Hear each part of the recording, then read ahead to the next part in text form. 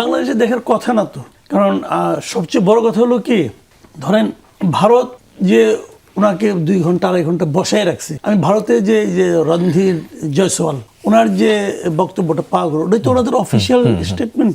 ওখানে কিন্তু এই সংক্রান্ত কোনো একটা শব্দও নাই। ওনারা যেটা বলার চেষ্টা করছিল, ওনাকে জিজ্ঞাসাবাদ করছে, তারপরে ওনাকে ঢুকতে দিছে, উনি ঢুকে নাই। এইটুকু কথাই বলছেন। এইটুকু কথায় বাংলাদেশ সন্তুষ্ট হবে কেন? আমি তো এটা কোনো কারণ দেখি না। তো এখন একটা জিনিস হলো কি, যে ওনারা তো এই যে মাঝখানে 2-2.5 ঘন্টা, এই 2-2.5 ঘন্টা কি হয়েছে, উনি ওখানে ছিলেন কিনা, ওনাকে বসায় রাখা হয়েছে কিনা, অথবা কি জিজ্ঞাসাবাদ করা হয়েছে, হতে পারে কিন্তু জিজ্ঞাসাবাদ তারা করতেই পারে যদি তাদের সন্দেহ হয়। ইমিগ্রেশনের একটা নিয়ম তো আছে, যদি ওনার নামে কোনো ধরনের অবজারভেশন থাকে, এটা তো হতেই পারে। এটা হওয়াটা কিন্তু আমি অন্যায় মনে করি না। উনি এখানে উনি সবুজ পাসপোর্ট নিয়ে গেছেন, শার্ক স্টিকার নিয়ে গেছেন, উনি একজন ভিআইপি। তো উনি সবুজ পাসপোর্ট নিয়ে গেলে তো উনি সবুজ পাসপোর্টের ট্রিটমেন্টই পাবেন, এটা তো বেশ স্বাভাবিক। উনি সেখানে তো কূটনৈতিক পাসপোর্টের ট্রিটমেন্ট পাবেন না। বাংলাদেশ থেকে বলা হচ্ছিল যে তাকে তার এই যাওয়ার বিষয়ে আগেই জানানো হয়েছে, জানানো হলে তাদের দেওয়া উচিত ছিল। কিন্তু আপনি একটা কথা খেয়াল করেন, আপনি কয়েকদিন আগে তো খেয়াল আছে নিশ্চয়ই, যে যুক্তরাষ্ট্রের একটা বড় প্রতিনিধি দল প্রেসিডেন্ট ট্রাম্পের নেতৃত্বে তারা কিন্তু চীন সফরে গিয়েছিল। হ্যাঁ, সেখানে যুক্তরাষ্ট্রের যিনি আপনার পররাষ্ট্রমন্ত্রী, ওনার ব্যাপারে কিন্তু ওদের একটা অবজারভেশন ছিল চীনের। এটা কেন, যে ওখানে ওই যে মুসলিমদের উপর, উইঘুরি মুসলিমদের উপর আছে যেটা, তারপর হংকংয়ের যে মানবাধিকার বিরোধী চীনের বিভিন্ন ভূমিকা, এই সমস্ত কারণে উনি ওইগুলি ক্ষেত্রে কিন্তু খুব সোচ্চার ছিলেন, যে কারণে ওনার এখানে প্রবেশের ক্ষেত্রে কিন্তু এক ধরনের নিষেধাজ্ঞা ছিল। পরে উনি যখন প্রেসিডেন্টের সঙ্গে আসছেন, তখন কিন্তু ওনাকে নাম পরিবর্তন করে ঢুকতে হয়েছিল, কারণ ইমিগ্রেশন কিন্তু কাগজ দেখবে, ইমিগ্রেশনের যে ডাটাবেজ সেখানে লেখা, সেখানে ওনার নামে এক ধরনের নিষেধাজ্ঞা ছিল। উনি ওই নাম নিয়ে ঢুকতে পারবেন না, ওনাকে নাম চেঞ্জ করে, নাম পরিবর্তন করে তারপর সেখানে নাম পরিবর্তন মানে কি, ওনাদের যে অতিথির যে লিস্ট, ওই লিস্ট ওনার নামটা ভিন্নভাবে লেখা হয়েছিল, কি লু লেখা হয়েছিল, কি ফার্স্ট পার্টটা ঠিক ছিল, পরের পার্টটাতে। তো এটা তো কিন্তু হয়েছিল রে ভাই, কিন্তু এটা তো অস্বাভাবিক কিছু না। কিন্তু আমার প্রশ্নটা তা না, যা ঘটনা ঘটেছে সেটা যদি ভারতীয় পক্ষ বলতেন তাহলে আমরা ব্যাখ্যা করতে পারতাম। ওনারা তো তা বলেন নাই, ওনারা কিছুই বলেন নাই। ওনারা এমনভাবে বলছেন যে উনি ইচ্ছা করে রাগ করে চলে আসছে। এই ব্যাখ্যা তো গ্রহণযোগ্য হওয়ার কোনো কারণ নাই। যেটি আসলে জানতে চাও যে আপনার কাছে, আমরা এর আগে অন্তর্বর্তীকালীন সরকারের সময় এই ধরনের অভিযোগ, পাল্টা অভিযোগ দেখেছি। এরপরে রাজনৈতিক সরকার আসার পরে বলা হচ্ছিল যে 2 দেশ চায় সম্পর্ক উন্নয়ন। এই জায়গা থেকে কি আপনি সেটি দেখছেন, নাকি সেরকমের উদ্যোগ? না, ভারতের সঙ্গে দেখেন, ভারতের সঙ্গে অন্তর্বর্তীকালীন সরকারের আমলে আমার বিবেচনায় সম্পর্ক সবচেয়ে তলানিতে ছিল। মানে এত খারাপ কখনোই আর ছিল না, যে নাকি ডক্টর ইউনূস সরকারের সময় যে ঘটনাটা ঘটেছিল এটা। তারপরে 2টো ঘটনা আমি বলি, 2টো ঘটনা কেমন। একটা হলো বেগম খালেদা জিয়ার মৃত্যুর সময় ওনাদের পররাষ্ট্রমন্ত্রী চলে আসছিল, তারেক রহমান সাহেবের সঙ্গে দেখা করেছেন। তারপরে ওনাদের স্পিকার এসেছেন, তারেক রহমান দায়িত্ব নেওয়ার সময় ওনারা এসেছেন। এগুলো দেখে কিন্তু আমার মনে একটা ধারণা তৈরি হয়েছিল যে সম্ভবত ওই যে তলানিতে থাকা সম্পর্ক, সেটা বোধহয় আরেকটু ভালো হবে, বেটার হবে।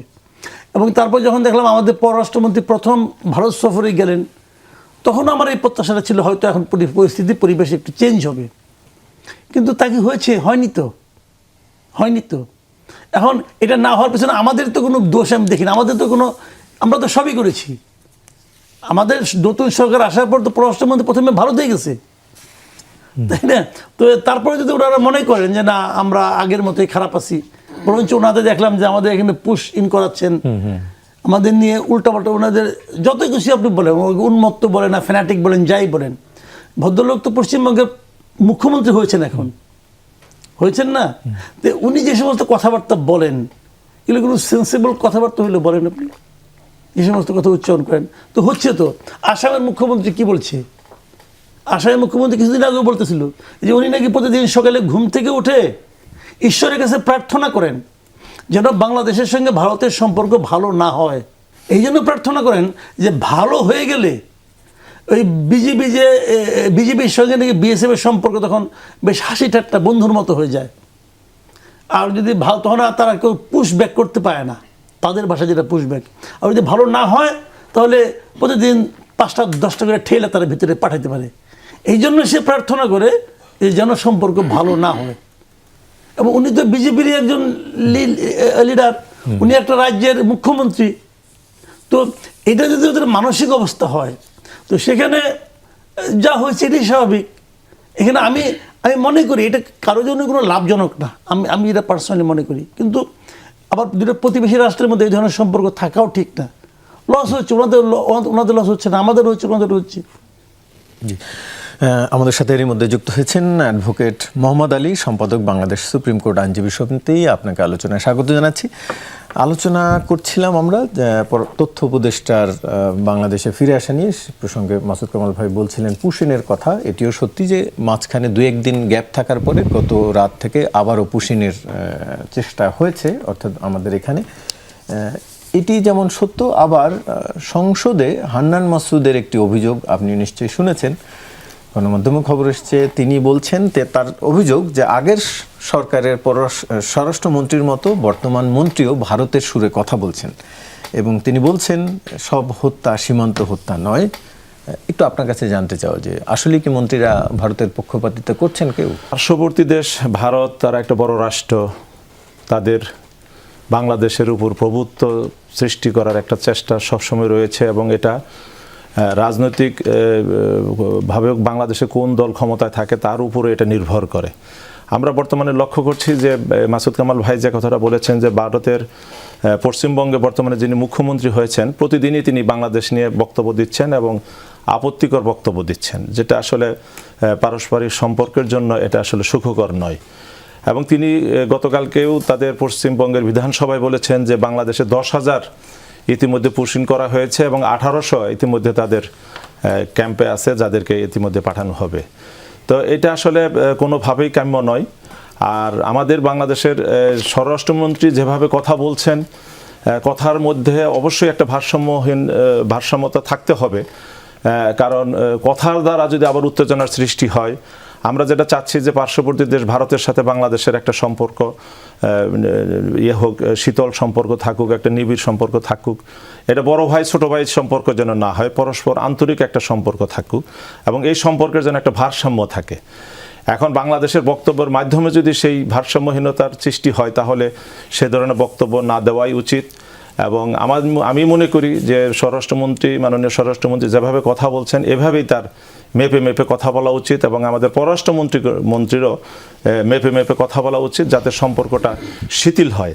কারণ আমরা কখনোই এই পার্শ্ববর্তী রাষ্ট্রের সাথে একটা উত্তেজনাকর পরিবেশ থাকুক, সেটা আমরা কখনোই চাই না। কারণ বাংলাদেশকে উন্নয়নের দিকে নিয়ে যেতে হলে একটা শান্তিপূর্ণ পরিবেশের দরকার, একটা স্থিতিশীল সরকার, এবং যে সরকারের অধীনে দেশের মানুষ নিরাপদে থাকবে, শান্তিতে থাকবে, এবং একটা ভালো পরিবেশ হবে, যে পরিবেশের মাধ্যমে দেশটা উন্নয়নের দিকে যাবে। এখন যদি আমরা ভারত, আমাদের পার্শ্ববর্তী দেশ, তার সাথে যদি আমাদের উত্তেজনাকর পরিবেশ থাকে, তার সাথে যদি বন্ধুত্বপূর্ণ সম্পর্ক না থাকে, তাহলে দেখা যাবে যে আমরা দেশের উন্নয়নের থেকে পার্শ্ববর্তী দেশের সাথে আমাদের সম্পর্কের যে টানাপোড়েন সেটা নিয়ে বেশি ব্যস্ত থাকতে হবে। তো সেই জন্য আমি বলবো যে আসলে রাজনৈতিকভাবে অনেক কথাই বলা হয়। পার্লামেন্টে তিনি যে কথাটা বলেছেন এটা আসলে অনেকটা রাজনৈতিক বক্তব্য। আবার একটু রাজনৈতিক বক্তব্যের মধ্যে যদি একটু না থাকে, যদি একটু উত্তেজনা বা একটু যদি না থাকে, এই বিরোধীয় কথা যদি না থাকে, তাহলে সেটাও আবার জনগণ গ্রহণ করেন না। তো সেই জন্য অনেক রাজনৈতিক কথাবার্তাই হয়ে থাকে, কিন্তু সকল কথাই আমাদের আসলে ধরলে হবে না, আমাদেরকে আসলে বাস্তব অবস্থার মধ্যে থাকতে হবে। জি, আপনার কাছে আমি আসছি। তার আগে সরোয়ার তুষারের কাছে আরেকটি বিষয়, এই বিষয়ে আমি একটু জানতে চাই। এনসিপি নেতারা কেন মনে করে যে সরকারের সাথে সরকার ভারতের সুরে কথা বলবেন, বা কেউ সেটি একটু ছোট করে জানতে চাই, পরে আমি আপনার কাছে আরও একটি বিষয় জানার আছে। জি, জানতে চাচ্ছিলাম, হান্নান মাসুদ সংসদে অভিযোগ করেছেন যে আগের সরকারের মন্ত্রীদের মতো করে ভারতের সুরে কথা বলছেন এই সরকারের স্বরাষ্ট্রমন্ত্রী। সেটি জানতে চাওয়া যে ধারণা হান্নান মাসুদ সীমান্ত হত্যার ইস্যুটিকে নিয়ে বলছিলেন। ইস্যুতে সম্প্রতি মাননীয় স্বরাষ্ট্রমন্ত্রী একটা মন্তব্য করেছিলেন যে কোনটাকে সীমান্ত হত্যা বলা যাবে কিংবা যাবে না, যে যদি তাদের বর্ডারে এরকম হয় তাহলে তারা কী করবে সেটা তাদের ব্যাপার। তো সম্ভবত সেটাই সমালোচনা করতে গিয়ে একই কথা বলেছে, কারণ প্রায় সিমিলার ধরনের কথা কিন্তু আমরা ওই মোমেন সাহেবের কাছ থেকে শুনতাম। পররাষ্ট্রমন্ত্রী একই কথা বলতেন যে এগুলো চোরা কারবারিরা, চোরাচালান ইত্যাদি।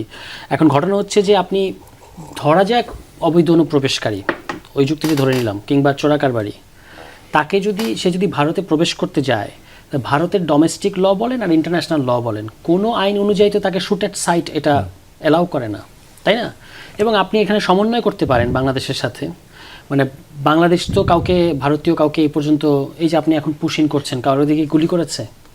ফলে ওই বক্তব্যটাই হয়তো স্বরাষ্ট্রমন্ত্রীর ওই বক্তব্যটাকেই তিনি ধরে বলছিলেন যে এটা আগের মতো এক ধরনের জাস্টিফিকেশন দিচ্ছে, কারণ আমাদের এই স্বরাষ্ট্রমন্ত্রীকেও কিন্তু অবৈধ অনুপ্রবেশের দায়ে ভারতে তাকে দীর্ঘদিন যাবৎ অন্তরীণ থাকতে হয়েছে। তখন তিনি তো আদালতে তাকে প্রডিউস করা হয়েছে, তিনি তো মানে আইন অনুযায়ী একটা নিদান পেয়েছেন, সবার ক্ষেত্রে তাহলে সেটা হইতে হবে। হ্যাঁ, ওই বক্তব্যটা তিনি বলেছেন যে এটা এমন একটা পরিস্থিতিতে তিনি মন্তব্যটা করেছেন যখন কিনা এই গভর্নমেন্ট ক্ষমতায় আসার পরেও, বিএনপি সরকার ক্ষমতায় আসার পরেও আপনার সীমান্তে কিন্তু এখনও হত্যাকাণ্ড ঘটে চলেছে। এমনকি যেদিন ওই ত্রিবেদী সাহেব বাংলাদেশে ঢুকলেন, বন্ধুত্বের বললেন যে একই বাতাস, একই আকাশ, একই মাটি এবং একই ক্রিকেট দল, এই কথাটা বললেন, সেদিনও কিন্তু লাশ পড়েছে। ফলে এরকম একটা জায়গা থেকে আমরা আশা করি যে সরকারের পক্ষ থেকে বলা হবে, যেটা নেপাল আমাদের চেয়ে ছোট দেশ, কিন্তু নেপাল কিন্তু পরিষ্কারভাবে ভারতকে বলেছে যে তারা এটা টলারেট করবে না এবং করে নাই, এবং ভারত ক্ষমাও চেয়েছে তাদের কাছে। তাহলে ওখানে কি ম্যাজিক কাজ করে, আর আমাদের এখানে কি ম্যাজিক কাজ করে যে আমরা এই কথাটুকু বলতে পারি না? অন্যান্য অনেক দিকে স্বরাষ্ট্রমন্ত্রী কিংবা বর্তমান সরকারের অনেক দায়িত্বশীলদের বক্তব্যতে আমরা সন্তুষ্ট, অন্তত যে মর্যাদার সাথে যে মন্তব্যগুলো তারা করেছেন। কিন্তু এই ইস্যুতে আপনি তো প্রকারান্তরে ভারতের এই যে শুট অ্যাট সাইট পলিসি, যেটা এমনকি পৃথিবীর সবচেয়ে জঘন্য সব সীমান্তেও আপনি এটা দেখতে পাবেন না, মানে যেখানে সবসময় টেনশন, যুদ্ধ ইত্যাদি চলতে থাকে, সেখানে এভাবে হত্যা করা হয় না, কিন্তু আমাদের এখানে হচ্ছে। ফলে সেটা যেমন ফেলানি তো ভারত থেকে বাংলাদেশে আসছিলেন, মানে বাংলাদেশি নাগরিক, তো তাকে তো গুলি করে কাঁটাতারে এরকম করে ঝুলিয়ে রাখা হয়েছে, তো সেটাকে তো তাহলে স্বরাষ্ট্রমন্ত্রী ওই মন্তব্য অনুযায়ী আপনার সীমান্ত হত্যাকাণ্ড বলার সুযোগ নাই। ওই বক্তব্যটাই আমার ধারণা সমালোচনা, সেটি কারণে বলছেন। আপনার উত্তর পেয়েছি। আরেকটি বিষয় জানতে চাচ্ছিলাম, প্রথম আলো কার্যালয়ে অগ্নিসংযোগের মামলায় এনসিপির সাবেক একজন শ্রমিক সংগঠনের কর্মী আনোয়ার হোসেন, তাকে গ্রেফতার করে কারাগারে পাঠানো হয়েছে। পাঠানোর সময় তিনি আবার নতুন করে হুঁশিয়ারিও দিয়েছেন নব্য ফ্যাসিবাদের আস্তানা ভেঙে দিতে হবে। একটু আপনার কাছে জানতে চাই, ওই সময় বিষয়টি নিয়ে ব্যাপক আলোচনা ছিল। প্রথম আলো কার্যালয়ে কারা অগ্নিসংযোগ করেছেন, হামলা চালিয়েছেন, এনসিপির সাবেক একজন কর্মী গ্রেফতার হওয়া, বিষয়টাকে কিভাবে দেখছেন? দেখেন, যেদিন এই দুটো ঘটনা ঘটছে, হ্যাঁ, সেদিন এমনি বাংলাদেশে ব্যাপক টেনশন ছিল। হাদির মৃত্যুর সংবাদ তো বাংলাদেশে এসেছে, এবং যখন এই দুটো পত্রিকা অফিস হামলা চালানো হচ্ছিল, আমাদের শীর্ষ পর্যায়ের নেতৃত্ব, ইনক্লুডিং আমাদের আহ্বায়ক সহ নাসিরউদ্দিন পাটোয়ারি সহ আমাদের নারী নেতৃত্বের অনেকে ডেইলি স্টার অফিসে, তখন কেউ ওখানে যাওয়ার সাহস করছিল না। এমনকি আইন শৃঙ্খলা বাহিনীর কাছে যোগাযোগ করেও তারা কিন্তু খুব একটা সুবিধা মানে তারা মুভ করে নাই, কিন্তু আমরা গিয়েছিলাম, ঠিক আছে। এবং আমরা ডেইলি স্টার ভবন থেকে ডেইলি স্টার অনেক সাংবাদিককে বের করে আনার ক্ষেত্রে আমাদের একটা ভূমিকা ছিল। আর অন্যান্যরাও ছিলেন, যেমন সাংবাদিক নুরুল কবির ছিলেন, শহীদুল আলম সাহেব ছিলেন, রেনুম আহমেদ ছিলেন, কিন্তু আমরাও ছিলাম। নুরুল কবির ভাই হেনস্থার শিকারও হয়েছিলেন। হ্যাঁ, একটা মব দ্বারা হেনস্থার শিকার হয়েছেন। এখন এটা তো মানে ইন নো ওয়ে আপনি এরকম দুটা পত্রিকা অফিসে হামলা, এটা তো বাংলাদেশে চলতে পারে না। ফলে আমরা পরিদর্শনে যখন গিয়েছিলাম তাদের আমন্ত্রণে, আমরা ওখানে পরিষ্কার বলেছিলাম যে হুএভার ইট ইজ, তাদেরকে আপনি ভিডিও ফুটেজ দেখবেন, দেখে তাদেরকে শনাক্ত করে আইনের আওতায় আনতে হবে। এখন এই যে আনোয়ার সাহেব, এখানে একটা নাম বিভ্রাট আছে। নাম বিভ্রাট হচ্ছে তার নামে আরেকজন আপনার আমাদের শ্রমিক শক্তিতে আছে, এটা নিয়ে একটা কনফিউশন তৈরি হয়েছে। পরবর্তীতে এই হামলার ঘটনার আগেই নভেম্বর মাসে আনুষ্ঠানিক বিবৃতি দিয়ে শ্রমিক শক্তির পক্ষ থেকে বলা হয়েছে যে এই ব্যক্তির আর ওই ব্যক্তি একই ব্যক্তি না। কিন্তু হ্যাঁ, এটা সত্য যে তিনি ওই আমাদের বিভিন্ন কর্মসূচিতে আমরা তাকে দেখেছি, কিন্তু তিনি কোনো দায়িত্বশীল কিংবা কোনো পদে নাই, এবং সে কারণেই তাকে আমরা ডিজোনও করতে পেরেছি, কারণ তাকে তো আমরা কোনো দায়িত্বশীল রাখি নাই, কারণ তার বিভিন্ন স্টেপস আমাদের কাছে প্রবলেমেটিক মনে হচ্ছিল। কিন্তু আমাদের পাবলিক প্রোগ্রামে তো কারো আসাটা আমাদের পক্ষে আটকানোটা একটু কঠিন, কিন্তু যখন আমরা একটা পাবলিক কর্মসূচি দিই অনেক উৎসাহী লোক আসতে পারে, কিন্তু তাকে আমরা এই যে তার এরকম কিছু বিপজ্জনক প্রবণতা বা টেন্ডেন্সি আমাদের নজরে পড়েছিল বলে আমরা তাকে কোনো সংগঠনের কোনো পদে আসি নাই। আমাদের মহানগরে আসতে চেয়েছিল, সেখান থেকে তাকে আনা হয় নাই। শ্রমিক শক্তিতে পরে ঘেঁষতে চেয়েছে, সেখানেও আমরা তাকে রাখি নাই। কিন্তু ওই যে আপনি যখন একটা কর্মসূচি দেন তখন তো আসার চেষ্টা করে, সেখান থেকেই ওই একটা কনফিউশন তৈরি হয়েছে। এবং আমি এটাকে সমর্থন করি তাকে অ্যারেস্ট করাটা, হ্যাঁ, যে তিনি তার প্রমাণ পাওয়া গেছে, আমি ছবি দেখেছি, তিনি ওই দিন হামলায় জড়িত ছিলেন, ফলে তাকে অ্যারেস্ট করেছে। আইন অনুযায়ী তার শাস্তি হওয়া উচিত, এবং আরও যারা এটার সাথে জড়িত, মানে যারা যারা জড়িত তাদের প্রত্যেককে আইনের আওতায় আনতে হবে, কারণ এটা অত্যন্ত গর্হিত কাজ যে আপনি, এবং আপনি এটা করছেন হাদির নামে। এটা হলো আরও আপনার মানে সবচেয়ে যেটা ট্র্যাজেডি, কারণ হচ্ছে হাদির পরিষ্কার বক্তব্য আছে যে আপনি প্রথম আলো তো ওখানে যান কেন, পারলে একটা প্রথম আলো বানান, কথাটা খুব সিম্পল। তাহলে আপনি হাদির নামে গিয়ে কাজ করছেন কেন, এবং কাদের উস্কানিতে করছেন? সেদিন আপনারা সেখানে গিয়ে উদ্ধার করে আনলেন, আপনিও বলছিলেন কিছুক্ষণ আগে, এটি আমরাও দেখেছি, আমরাও জানি। আবার এই ব্যক্তির আটক হওয়া, তার মানে ওই সময় যারা আপনাদেরকে দেখে শান্ত হয়েছিল, তার মানে কি আপনাদের অনুসারী কিনা? আমি আরেকটা বিষয় জানতে চাই যে এনসিপিতে কি এই ধরনের মনোভাবাপন্ন লোকজন আছেন যারা গণমাধ্যমের প্রতি এই বিদ্বেষপূর্ণ মনোভাব ধারণ করে? মানে এনসিপি সাংগঠনিক কাঠামোর মধ্যে নাই, কিন্তু এনসিপি নতুন দল হিসেবে আপনারা কিভাবে আনতে পারলেন শান্ত করে? অনেকেই সেদিন আপনারা কিভাবে উদ্ধার করতে পারলেন? ধরেন যারা পরিচিত কয়েকটা ছাত্র নেতৃত্ব, তাদের তো একটা গুরুত্ব আছে, এবং যারা এই ধরনের মব করে তারা তখনই করতে পারে যখন কেউ এখানে আসতে চায় না সাহস করে। কিন্তু এদের আমি দেখেছি বা আমি মনে করি যে তাদের আসলে সাহস খুব কম, মানে যারা এই ধরনের ভ্যান্ডালিজম করে, যখনই কেউ দায়িত্ব নিয়ে ওখানে দাঁড়িয়েছে তখনই এরা এখান থেকে পিছু হটতে বাধ্য হয়েছে। ঠিক আছে, ফলে এরা আমাদের কর্মী, এটা তো একেবারেই আমি তো আপনার এই ইয়েতে অন রেকর্ড বলছি যে আপনি ভিডিও ফুটেজ দেখে দেখে নাম পরিচয় সহ বের করেন, প্রত্যেককে আইনের আওতায় আনেন, এবং যদি এর সাথে এনসিপির আর কারোর আপনি কোনো ধরনের সংশ্লিষ্টতা পান এটা ওপেন করেন, আমাদের কোনো সমস্যা নেই। প্রথম আলোর এই নিউজে তো প্রথমে ভুলভাবে তাকে ওই যেহেতু নাম বিভ্রাট, ভুলভাবে তাকে এনসিপির নেতা দাবি করা হয়েছিল, পরে আমরা যখন তাকে দেখালাম যে আপনাদের এই ঘটনা ঘটার আগেই এই নাম বিভ্রাটের বিষয়টা আমরা আনুষ্ঠানিক বিবৃতি দিয়ে পরিষ্কার করেছি, তখন কিন্তু তারা এটা নিউজটা সংশোধন করেছে। ফলে এটা খুবই ক্লিয়ার। যদি আপনি দেখাতে পারেন যেখানে আরও এনসিপি লোকজন জড়িত আছে, আমরা এটা দায় নিতে প্রস্তুত আছি।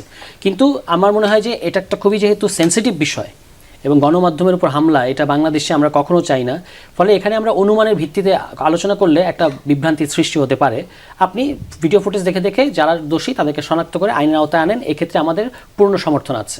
ফরিদপুর জেলায় একজন আসামির পুলিশি হেফাজতে মৃত্যু, এবং সে আসামির পরিচয় তিনি ছাত্রলীগের কর্মী ছিলেন। আপনি নিশ্চয়ই খবরটা দেখেছেন। আমরা এর আগে এই ধরনের খবর দেখতাম আওয়ামী লীগ আমলে, কিন্তু সেই ঘটনার পুনরাবৃত্তি এখনও আছে। মানে আপনি আসলে কিভাবে দেখতে চান ঘটনাটাকে? না, ওখানে তো পুলিশের যিনি পুলিশ সুপার আছেন উনি একটা বিবৃতি দিয়েছেন যে কি হয়েছে, এবং এই বিবৃতি আপনি যেখানে টাইমটা এবং লোকের নামটা চেঞ্জ করে দেন, মানে ঢেকে রাখেন, তাহলে মনে হবে যে এটা আওয়ামী লীগ আমলের বিবৃতি। এই একই রকম বিবৃতি আমরা আগেও দেখেছি, এবং এইটার ঘটনাটা এতটাই মর্মান্তিক যে তার কাছে নাকি গাঁজা পাওয়া গেছে, এবং গাঁজা খোঁজার জন্য তার বাড়িতে যেয়ে নিয়ে ভাঙচুর করা হয়েছে, অমুক তমুক করছে, তো কিছু তো পায়নি। তারপরে তার শরীরে নাকি 2 পুরিয়া না 3 পুরিয়া গাঁজা ঢুকাই দেওয়া হয়েছে, এবং তাকে যখন ধরে, সে তার বাড়ির সামনে ছিল, বাড়ির সামনে তাকে মারধর করা হয়েছে। 10-12 জন লোক গেছিলো, ডিবির মারধর করা হয়েছে, এবং তার মার সামনেই মারধর করা হয়েছে। দেখেন এগুলি কতগুলি বিষয় আছে।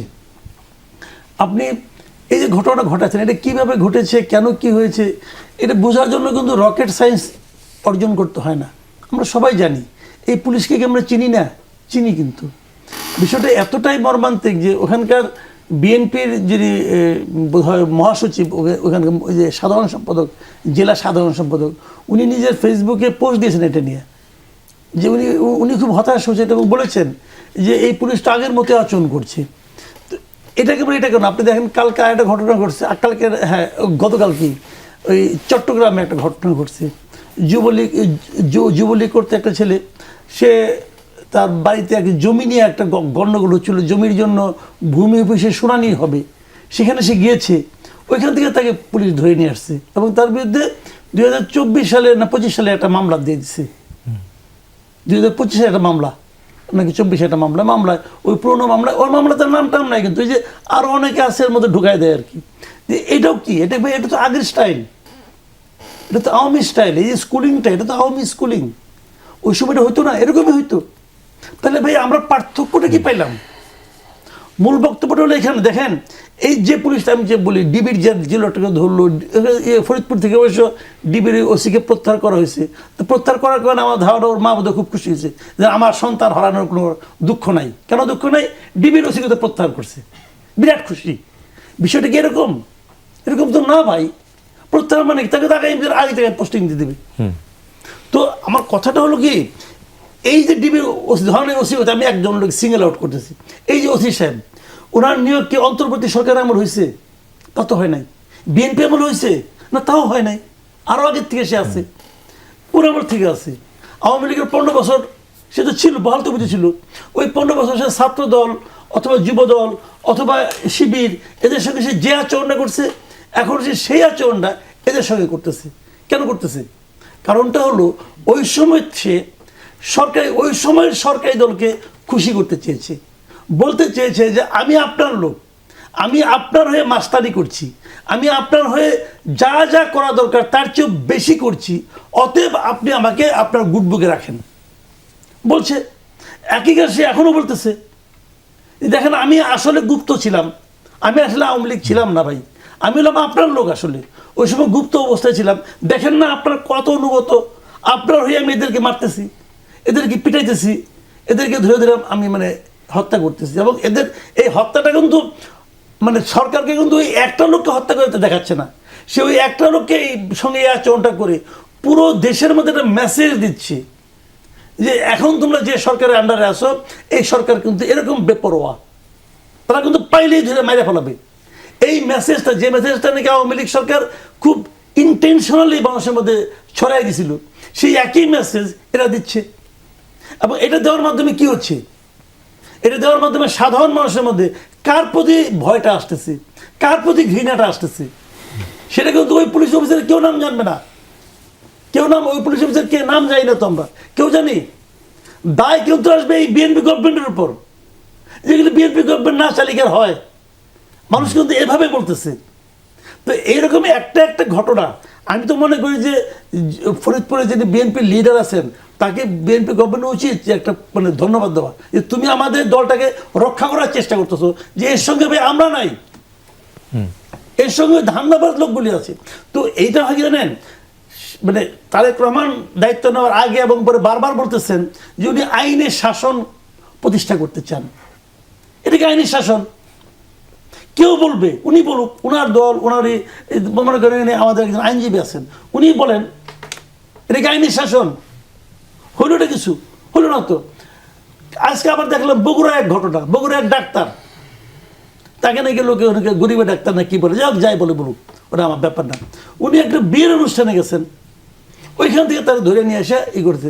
2024 সালের এক মামলায় তাকে আসামি দেখানো হয়েছে। এটার মাধ্যমে কি প্রমাণ হলো? ওনাকে নিয়ে আপনি কি করবেন? সরকারি ডাক্তার, সরকারি চাকরি করে, মানলাম সে এক সময় আওয়ামী লীগ করতো, ধরে নিচ্ছি হাইপোথেটিক্যালি, হয়তো আওয়ামী লীগ করতো, আওয়ামী লীগের ভাই। আবার আওয়ামী লীগ 2024 জুলাই মাস পর্যন্ত বাংলাদেশে আওয়ামী লীগ তো 9 জনের মধ্যে 9.5 জন করতো। বলবেন তার গুপ্ত ছিল, গুপ্ত ছিল, করতো তো রে ভাই। এই যে তো দেখছি, আমাদের সাংবাদিকদের মধ্যে দেখছি, দেখি নাই সবাই তখন আওয়ামী লীগ করে, এখন আমরা সবাই বিএনপি করে। ওদেরকে জিজ্ঞেস করলে তো আমি তো গুপ্ত ছিলাম, আসলে তো আমি বিএনপি করি, সব আওয়ামী লীগ, সব বিএনপি। জি, অ্যাডভোকেট মোহাম্মদ আলী, একটু আপনার কাছে জানতে চাই, আওয়ামী লীগের প্রতিষ্ঠা বার্ষিকী ঘিরে যেই কার্যক্রম, সরকারি দল, বিরোধী দল, জামাত, এনসিপি, বিএনপি সবাই মাঠে ছিল। আইন শৃঙ্খলা রক্ষার্থে পুলিশের পাশাপাশি সেনাবাহিনীকে নামানো হলো, কিন্তু ওই অর্থে আমরা আওয়ামী লীগকে তেমন একটা দেখিনি। সরকার আসলে কি মনে করে যে এই আওয়ামী লীগের কার্যক্রম নিষিদ্ধ হলেও দলটি এখন অনেক শক্তিশালী, সে কারণে এই সর্বশক্তি দিয়ে মাঠে নামলো কিনা, প্রস্তুত ছিল কিনা? না, আওয়ামী লীগ নিষিদ্ধ হয়েছে, কার্যক্রম নিষিদ্ধ, দলটি নিষিদ্ধ, শক্তিশালী তা না। কিন্তু নিষিদ্ধ ঘোষিত একটা সংগঠন দিয়ে কেন? নিষিদ্ধ ঘোষিত একটা সংগঠন, শুধু আওয়ামী লীগ না, যে কোনো নিষিদ্ধ ঘোষিত, এটা প্রতিরোধ করা সরকারের দায়িত্ব। নিষিদ্ধ ঘোষিত একটা সংগঠন তাদের কর্মতৎপরতা চালাবে, এটাকে যদি প্রশ্রয় দেওয়া হয় তাহলে সরকারের ব্যর্থতা। এটা আমি মনে করি অবশ্যই এটা সরকারের দায়িত্ব। আওয়ামী লীগ সহ অন্য কোনো রাজনৈতিক সংগঠন থাকুক বা অন্য যে কোনো সংগঠন থাকুক, তাদের কার্যক্রম যদি বাংলাদেশের আইন দ্বারা নিষিদ্ধ থাকে, সেই নিষিদ্ধ সংগঠনের কার্যক্রম কোনোভাবেই চালাইতে দেওয়ার দায়িত্ব সরকারের না, বরঞ্চ এটাকে প্রতিরোধ করতে হবে। যেমন যদি কোনো সন্ত্রাসী কর্মকাণ্ড রাজনীতির বাইরেও থাকে, সংগঠিত হওয়ার কোনো সম্ভাবনা থাকে, সরকার সেটাকে প্রতিরোধ করবে এবং সেটা প্রতিরোধ করার জন্য গোয়েন্দা তথ্যের ভিত্তিতে যে ধরনের আইন শৃঙ্খলা বাহিনী নিয়োজিত করা দরকার সেই ধরনের নিয়োজিত করবে। নিশ্চয়ই সরকারের কাছে আওয়ামী লীগ বড় ধরনের কোনো নাশকতা করতে পারে এই ধরনের কোনো তথ্য ছিল এবং সেই তথ্যের ভিত্তিতেই ব্যাপক প্রস্তুতি নিয়েছিল এবং আইন শৃঙ্খলা বাহিনীর পাশাপাশি সেনাবাহিনী এবং বিজিবিকেও মোতায়েন করেছিল এবং সেই প্রস্তুতির নেওয়ার ফলেই কিন্তু তারা যে ধরনের পরিকল্পনা করেছিল সেটা তারা বাস্তবায়ন করতে পারেন এবং সেই ধরনের পরিকল্পনা নিয়ে তারা রাস্তায় নামতে পারে নাই। এবং ভবিষ্যতেও যদি এরকম কোনো প্রস্তুতি তারা নেয়, এটাকেও প্রতিরোধ করার দায়িত্ব রাষ্ট্রের এবং আইন শৃঙ্খলা রক্ষাকারী বাহিনীর। এখানে ভিন্নভাবে দেখার কোনো সুযোগ নাই যে আওয়ামী লীগ বড় ধরনের খুব শক্তিশালী সংগঠন হয়ে গেছে অথবা আওয়ামী লীগকে সরকার ভয় পাচ্ছে, তা না। তো তো এটা যেটা করেছে সেটা স্বাভাবিক এবং এভাবেই হওয়া উচিত। ভবিষ্যতেও যেন তারা কোনোভাবেই আর মাথা ছাড়া দিয়ে উঠতে না পারে। কারণ আমরা তো গত 15টি বছর যে সংগঠনের বিরুদ্ধে আন্দোলন করেছি, শত শত মানুষ গুম হয়েছে, খুন হয়েছে, এবং জুলাই আন্দোলনে প্রায় 1.5 সহস্রাধিক আমাদের তাজা প্রাণ ঝরেছে। তো সেই স্বৈরাচার আবারও রাজপথে আসবে, আবারও আন্দোলন করবে, আবারও এই দেশের রাজনীতিতে অংশগ্রহণ করবে। এটা কিন্তু কোনো রাজনৈতিক দলই বাংলাদেশে চায় না। বিশেষ করে যারা বাংলাদেশের মঙ্গল চায়, বাংলাদেশের উন্নয়ন চায়, তারা কিন্তু চায় না। ইতিমধ্যে আপনি যদি দেখেন যে বাংলাদেশ জাতীয়তাবাদী দলের সাথে যারা জোটবদ্ধ ছিল তাদের সাথে একটা রাজনৈতিক দূরত্ব সৃষ্টি হয়েছে, অথবা রাজনৈতিকভাবে তারা একটু ভিন্ন প্ল্যাটফর্মে গিয়েছে। কিন্তু এই সন্ত্রাসী সংগঠনের ব্যাপারে তারা কিন্তু সকল রাজনৈতিক দলই কিন্তু তারা রাজপথে ছিল, এবং তারা সমানভাবেই তারা ভূমিকা রাখার চেষ্টা করেছে। তো অতএব আমাদেরকে এভাবে ভবিষ্যতে জাতীয় ইস্যুতে ঐক্যবদ্ধ থাকতে হবে, এবং আমাদেরকে ঐক্যবদ্ধভাবেই মোকাবেলা করতে হবে। কারণ বাংলাদেশে আর আমরা ফেসিবাদ দেখতে চাই না, আর আমরা স্বৈরাচার দেখতে চাই না। আমরা একটা গণতান্ত্রিক রাষ্ট্র দেখতে চাই। আমরা চাই বাংলাদেশটা একটা উন্নয়নের দিকে যাক। আমরা চাই বাংলাদেশ দরিদ্রমুক্ত হোক। আমরা চাই বাংলাদেশ একটা স্বাবলম্বী দেশ হোক। আমরা দেশের ভিতরে দেশের বাইরে যেন মাথা উঁচু করে আমাদের বাংলাদেশের যে নাগরিকত্ব, সেই নাগরিকত্বের জন্য পরিচয় আমরা দিতে পারি। তো সেই জন্য আমি বলবো যে কিছু কিছু বিষয়ে অবশ্যই আমাদেরকে ঐক্যমত হতে হবে। যেভাবে আমরা এই গত আওয়ামী লীগের প্রতিষ্ঠাবার্ষিকী উপলক্ষে অধিকাংশ রাজনৈতিক দল ঐক্যবদ্ধভাবে রাজপথে ছিল, ভবিষ্যতেও আমাদেরকে থাকতে হবে। জি স্যার, তুষার, যেটি বলছিলাম যে আওয়ামী লীগ প্রসঙ্গে সবাই একসাথে মাঠে ছিলেন, তারপরও আবার দলের কেউ বলা না, আপনাদের দলের প্রধান নাহিদ ইসলাম একটি মন্তব্য করেছেন, গুম খুনের বিচার না করলে সরকার পূর্ণ মেয়াদ শেষ করতে পারবে না। গুম খুনের যাদেরকে অভিযুক্ত মনে করছেন তাদের প্রসঙ্গে তো সরকারের সাথে আপনাদের এক ধরনের মতৈক্য, আওয়ামী লীগ প্রসঙ্গে সরকারের আপনাদের সাথে তো মিলে যাচ্ছে, তারপরও কেন মনে করছেন যে সরকার বিচার করবে না, এই সরকার পূর্ণ মেয়াদ থাকতে পারবে না? আপনি একটা জিনিস দেখেন, সেটা হলো যে এই যে আইসিটি ট্রাইব্যুনাল এই জুলাই হত্যাকাণ্ড সহ মানবতা বিরোধী অপরাধের জন্য যেটা নির্ধারিত, এটার কার্যক্রম কি এখন আমরা খুব একটা কোনো খবর দেখি, কোনো গতি দেখি? তেমন মনে হচ্ছে যেন এটা অলমোস্ট নাই হয়ে গেছে, এবং জুলাই হত্যাকাণ্ডের বিচারটা ক্রমশ অনিশ্চিত হয়ে যাচ্ছে। গুমের মতো জিনিস, আমি সেদিন দেখলাম যে একজন গুমের জন্য আটককৃত একজন অফিসার, তিনি যে বাহিনীর অফিসার হন না কেন, কিন্তু গুমের জন্য আটক করা অফিসার, তাকে এমনভাবে নিয়ে যাওয়া হচ্ছে, মনে হচ্ছে তাকে এসকর্ট করে নিয়ে যাওয়া হচ্ছে। হাত করা তো নাই, তিনি হাসতে খেলতে এরকম স্পোর্টিংলি বের হচ্ছেন, মানে কোনো ধরনের তার মধ্যে অপরাধবোধ তো নাই, বরং তিনি এক ধরনের নিশ্চিন্ত, এরকম মনে হয়েছে আমার কাছে। তো অর্থাৎ মানবতা বিরোধী অপরাধের জন্য আপনি তাকে শাস্তি দিতে বদ্ধপরিকর, কোনো না কোনোভাবে এইটার মধ্যে ফাঁক টের পাওয়া যাচ্ছে। এ কারণেই তারা হচ্ছে এরকম ইনু সাহেবকে যখন আমরা আসতে যাইতে দেখি, এবং বরং এই কথা বলেছেন তিনি, আমি খুব আশ্চর্য হলাম ওই ইয়েতে দাঁড়িয়ে, যে লাল ডায়েরিতে লিখে রাখছি কোন কর্মকর্তা, কোন অফিসার, পুলিশ অফিসার থেকে শুরু করে কোন জজ, কে আমার সাথে কি করছে সব লিখে রাখছে। এভাবে তারা হুমকি দেওয়ার চেষ্টা করছে। তাহলে এগুলোর ক্ষেত্রে মানে সরকার সেরকম একদিকে কার্যক্রম নিষিদ্ধ আওয়ামী লীগের ক্ষেত্রে তারা কড়াকড়ি দেখিয়েছে। আমি মনে করি যে এখানে আর্মি নামানোটাতে বাড়াবাড়ি ছিল, এতটা দরকার ছিল না, কারণ বিএনপি সহ জামায়াত ইসলামী, আমরা, এমনকি পুলিশ প্রশাসন সবাই যেহেতু মাঠে ছিল, আর্মি নামানোটা একটা অতিরিক্ত মনে হয়েছে। বাইরের বিশ্বের কাছে এরকম মেসেজ যেতে পারে যে এখন আর্মিও পর্যন্ত নামাতে হচ্ছে নির্বাচিত সরকারকে। এটা হয়তো এই প্রথম ধাপে কোনো দরকার ছিল না, কারণ বড় কোনো ধরনের নাশকতা ঘটে নেই, ঘটলে তারপর সেটা আমাদের লাস্ট রিসোর্ট হতে পারতো, সেটা আমি সেটার সাথে একমত। কিন্তু এর বাইরে যে বিচার কিংবা গুম কিংবা মানবতা বিরোধী অপরাধ, জুলাই হত্যাকাণ্ডের এগুলোর বিচারের ক্ষেত্রে আমি মনে করি যে সরকার একটা শিথিলতা আছে, কিন্তু এই শিথিলতা না দেখিয়ে একটা রোডম্যাপ, বিচার একটা রোডম্যাপ থাকা উচিত যে কীভাবে কোনভাবে বিচার কার্যক্রমটা শেষ হবে। কিন্তু সেটা না হলে এখনও শহীদের ফ্যামিলিরা আমাদের সামনে কান্নাকাটি করে বা টেলিভিশনের সামনে কান্নাকাটি করে। তো এইগুলোর ক্ষেত্রে আপনার সরকারের আরও শক্ত এবং ফার্মনেস দেখানো উচিত, এটা হচ্ছে বক্তব্য। এর বাইরে কার্যক্রম নিষিদ্ধ আওয়ামী লীগের ব্যাপারেও সরকারের একাধিক দায়িত্বশীল ব্যক্তি কিন্তু এক এক রকম কথা বলেন। কেউ একটু নমনীয়তা দেখান, কেউ আবার একটু কড়াকড়ি দেখান। যেমন স্বরাষ্ট্রমন্ত্রীর এই বক্তব্য যথেষ্ট করা এই বিষয়ে, তিনি সাংবাদিকদের বারবার মনে করিয়ে দেন যে এটা কার্যক্রম নিষিদ্ধ বলতে হবে, কিন্তু আবার আরও অন্য কেউ যখন ব্রিফ করেন তারা একটু কেমন যেন একটু নরম করে কথা বলেন, যে হয়তো তারা আসতেও পারবে এই কার্যক্রম নিষিদ্ধ অবস্থায়। এ কারণে আমি মনে করি সরকারের মধ্যে এটা নিয়ে এক ধরনের দোটানা আছে, এটা সরকারকে কাটাতে হবে। এবং কার্যক্রম নিষিদ্ধ তারা যেটা স্বরাষ্ট্রমন্ত্রী বলেছেন যে আদালতে এটার ফয়সালাটা হবে, যে তারা আসলে রাজনৈতিক দল তাদেরকে এই মুহূর্তে বলা যাবে কিনা, মানে আদালতে এটা শুরু হওয়ার আগ পর্যন্ত তাদেরকে রাজনৈতিক দল বলার সুযোগ নেই। উনি যেটা মাফিয়া শক্তি বলেন, আমি এটার সাথে একমত। তো এই কারণে কিন্তু যেহেতু নিষিদ্ধ হয়নি, তাহলে কেন বলা যাবে না রাজনৈতিক দল? তাদের কার্যক্রম নিষিদ্ধ হয়েছে, দলটি তো এখনো নিষিদ্ধ হয়নি। না, আমি রাজনৈতিকভাবে বলছি এটা। আচ্ছা। এটা হয়তো আপনি আইনগতভাবে এটা এরকম বলা যাবে না, আইনগতভাবে কার্যক্রম নিষিদ্ধটা ঠিক আছে, কিন্তু রাজনৈতিকভাবে আমি যেভাবে রাজনীতিকে বুঝতে চাই, রাজনৈতিক দলের ভূমিকা ইত্যাদি, সেটার ক্ষেত্রে আমি আর আওয়ামী লীগকে রাজনৈতিক দল মনে করি না। মাফিয়া শক্তি যেটা স্বরাষ্ট্রমন্ত্রী বলেছেন সেটার সাথে আমি একমত।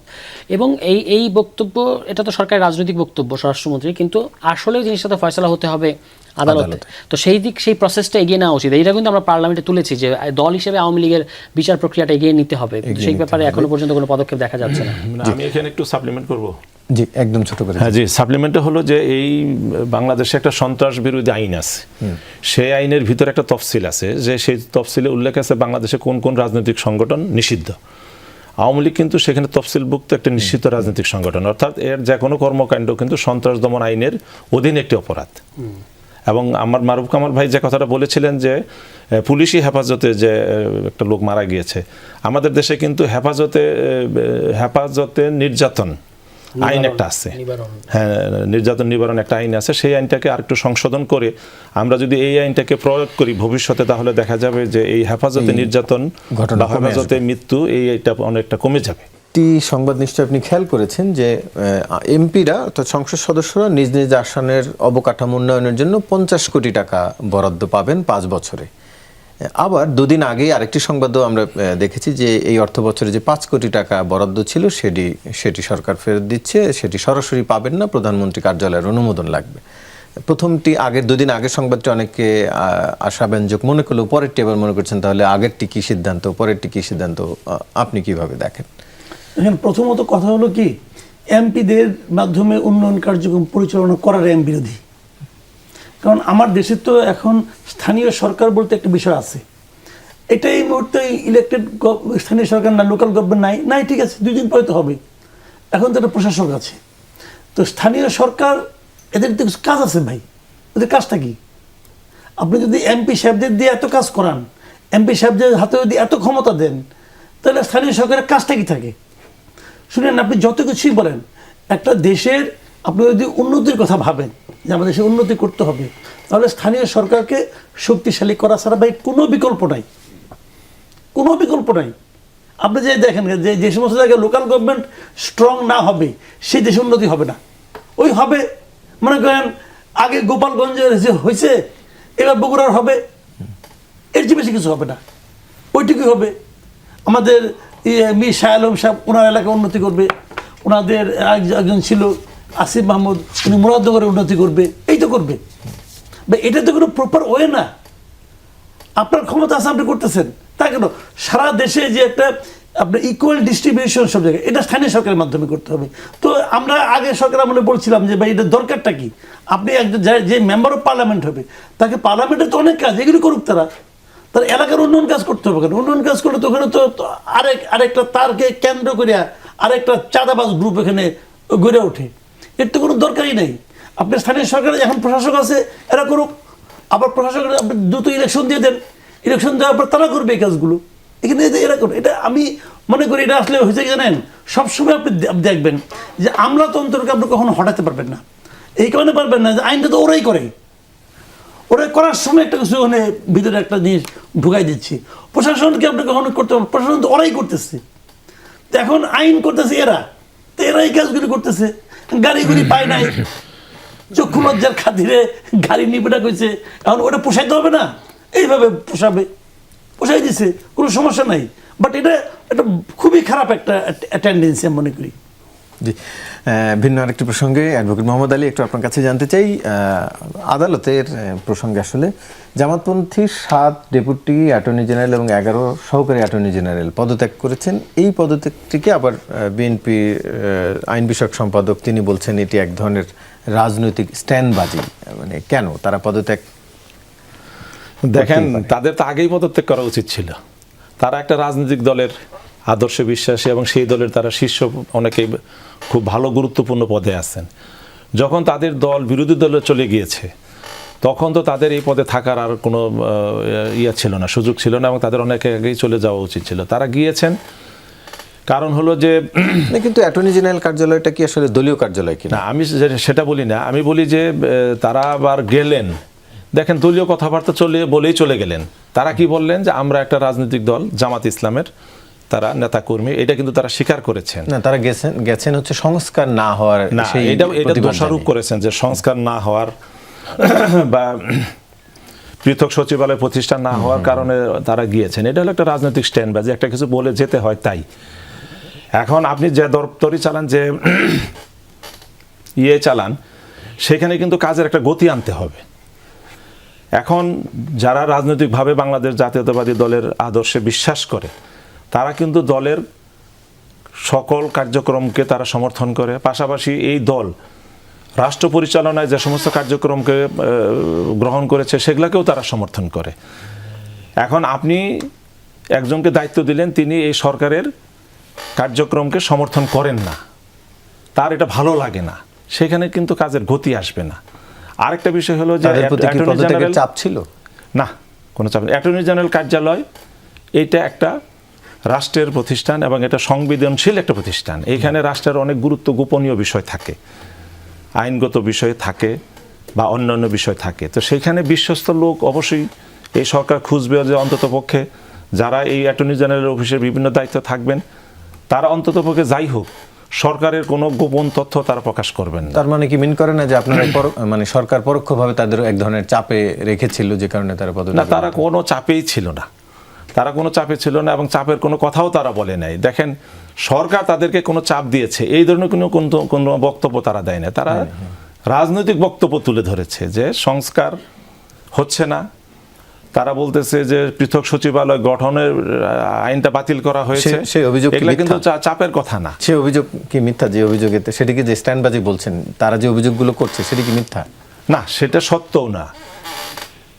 কারণ পার্লামেন্টে আপনি যদি মনে করে থাকেন তাহলে দেখবেন যে সেখানে স্বরাষ্ট্রমন্ত্রী তার বক্তৃতায় বলেছেন এবং আইনমন্ত্রী তার বক্তৃতায় বলেছেন যে এই আইনটা অনুমোদন করা হলো না মানে যে ভবিষ্যতে আর হবে না তা না, আরও যাচাই বাছাই করে এবং জনমত যাচাই করে এটাকে করা হবে।